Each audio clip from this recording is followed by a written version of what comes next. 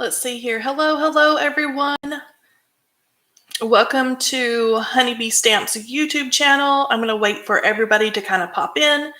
We're going to do another Can Kelly Create It today, and I have chosen a design from one of our design team members, Emily Midget, and I'm going to show you that here in just a second before we get started. Let's see here. Make sure you go into the chat and you tell us your name and where you're from. Hey, Carol. I'm so glad you guys are safe down your way, Carol. I hope you're not getting any of the storm. Let's see here. My name is Kelly, and I am in South Georgia. Let's see, we've got people popping in. Hello, Mary Kay. And Mary Kay is from Georgia as well.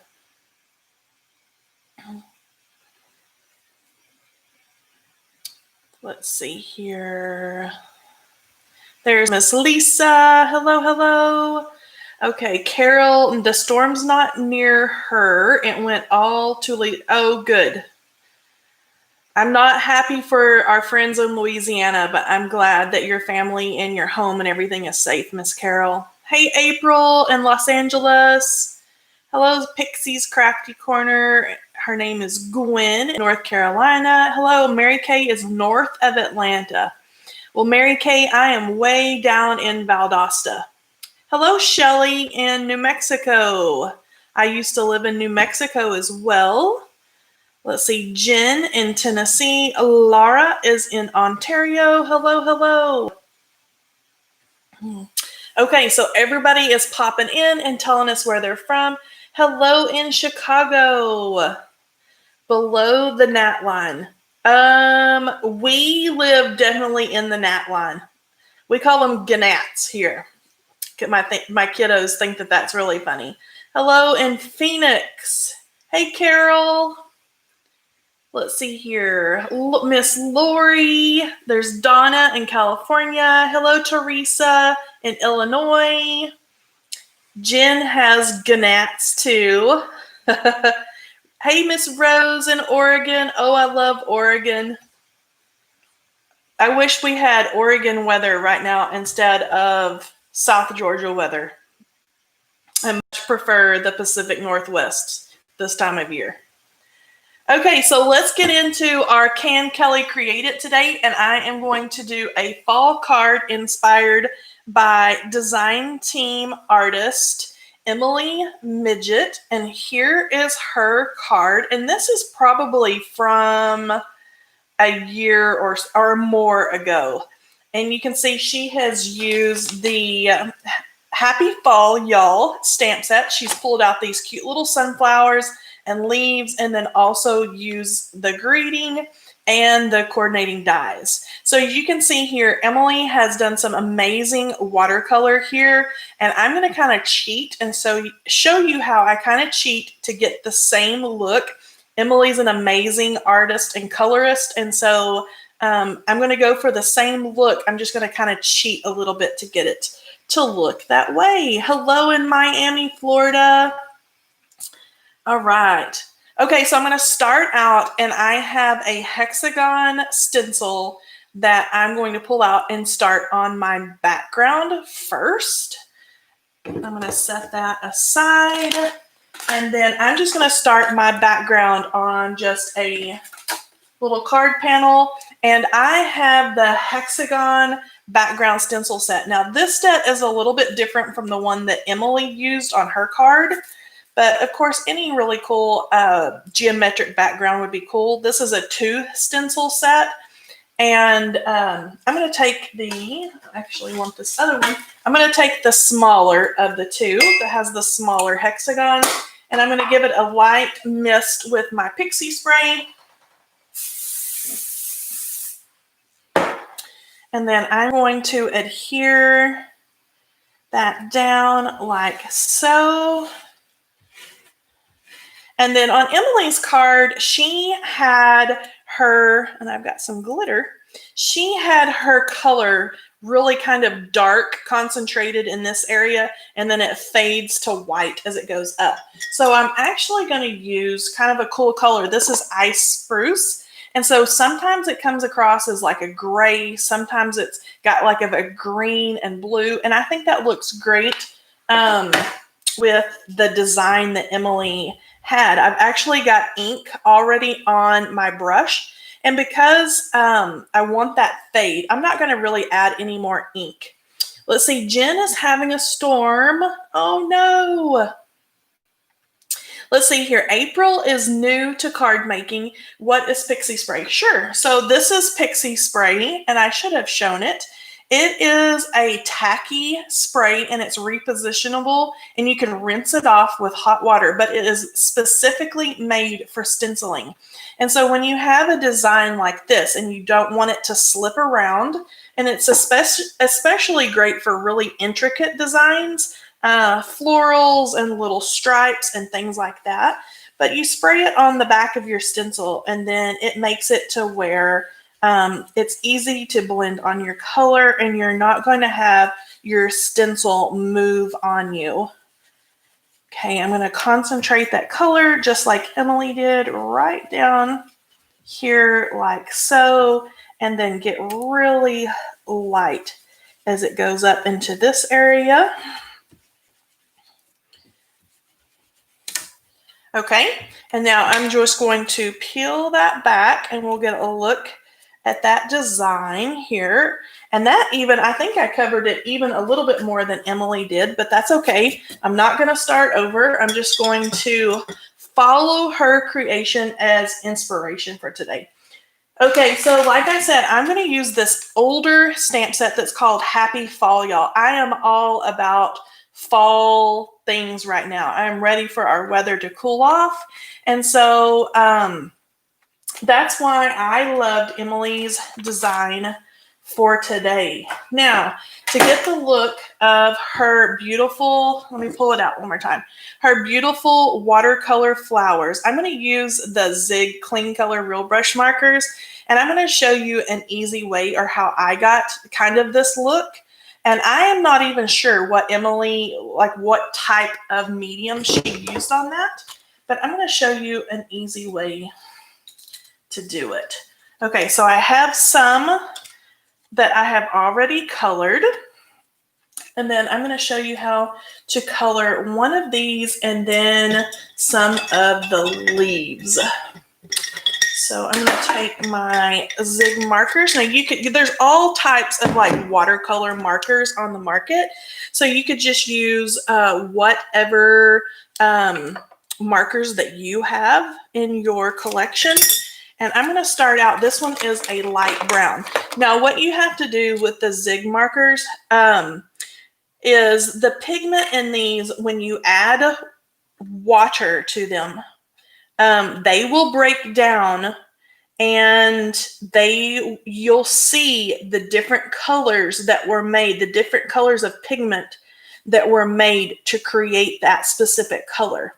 So you kind of have to play with it and be careful to what colors that you use, because you may start out with one color and end up with something completely different. So I am just swapping this. And then as I'm coloring this, let me tell you a little story. I have already stamped these onto watercolor paper and cut them out, because when I was playing with these last night to kind of prepare everything, I stamped it onto my watercolor paper. I did all my color, and you can see I'm not doing anything fancy here. I'm just brushing on the color. Nothing fancy. Fake it till you make it. But I stamped it onto my watercolor paper, and I did all my coloring first before I die cut it. I even dried it and hit it with my heat tool to try to dry that watercolor paper. And even though I did all those things, I kind of got some torn places. Watercolor paper is kind of notorious when you run that through a dye machine and have like a little bit of tape or something on that, like purple tape. even though you think that it may be dry, it's not completely all the way dry. And so that is why now I have taken this and I have stamped it and die cut it first. And now I'm coloring it. And I am literally just moving that color around and keeping it inside those petals. And you can see this color is actually light brown, but when you pull it up and you add water to it, it turns that beautiful color of yellow. So I'm left with that kind of that burnt orange, light brown color in towards the bottom. And then when I pull the color out, it's yellow. So that was kind of trial and error to find the perfect shade that when you break down that pigment with water, it doesn't turn some kind of funny color like a green or a gray, because I definitely want my sunflowers to be a beautiful sunflowery color.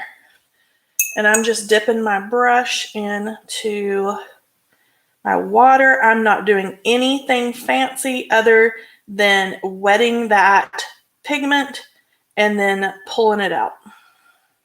So this is super fast and super easy. Let's see here.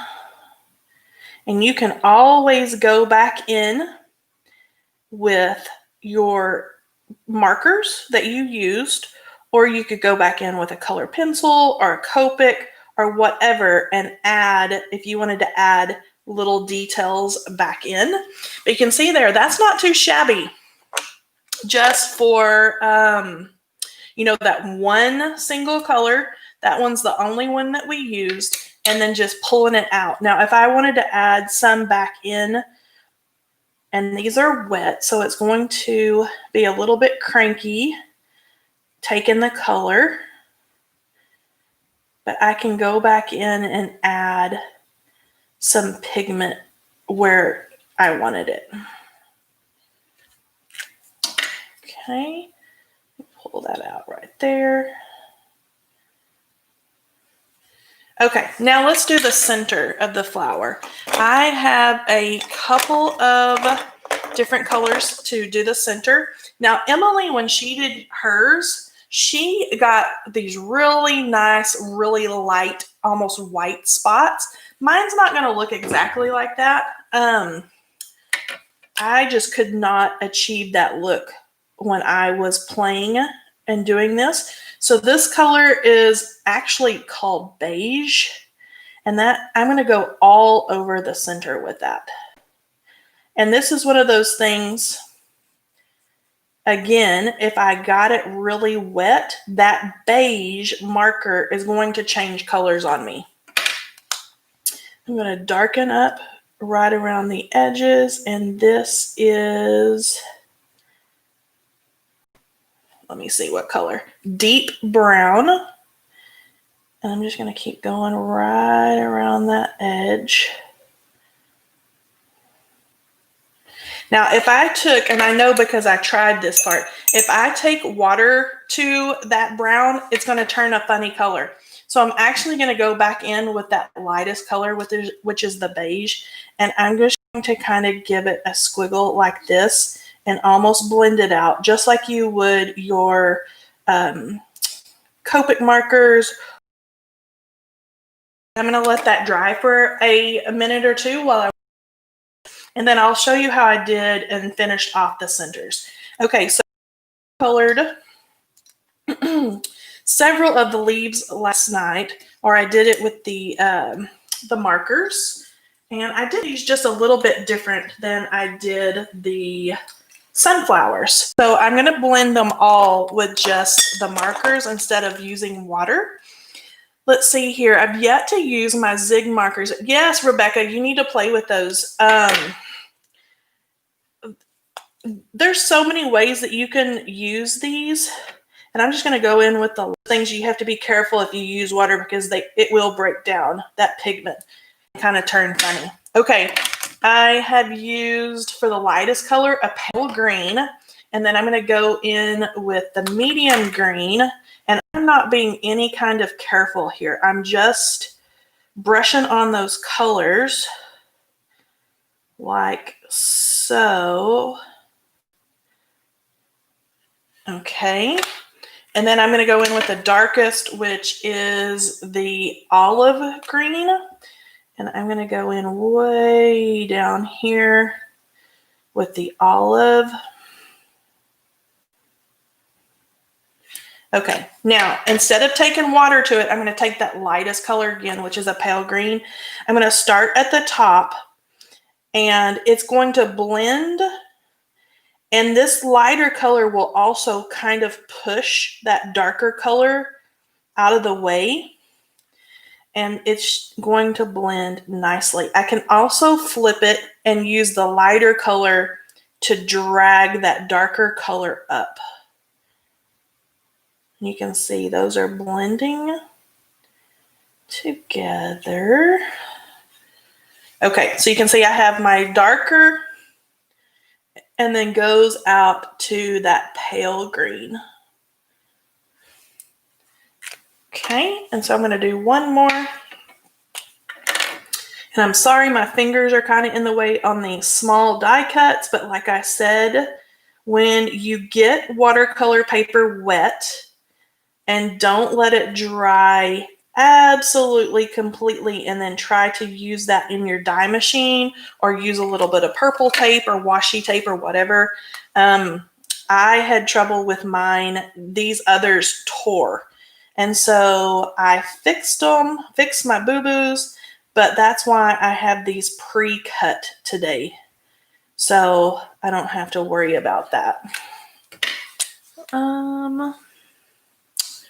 I always hear something, video has been frozen for a while. Yes, it must be on there, and still first stroke of the marker. Okay, let's see here.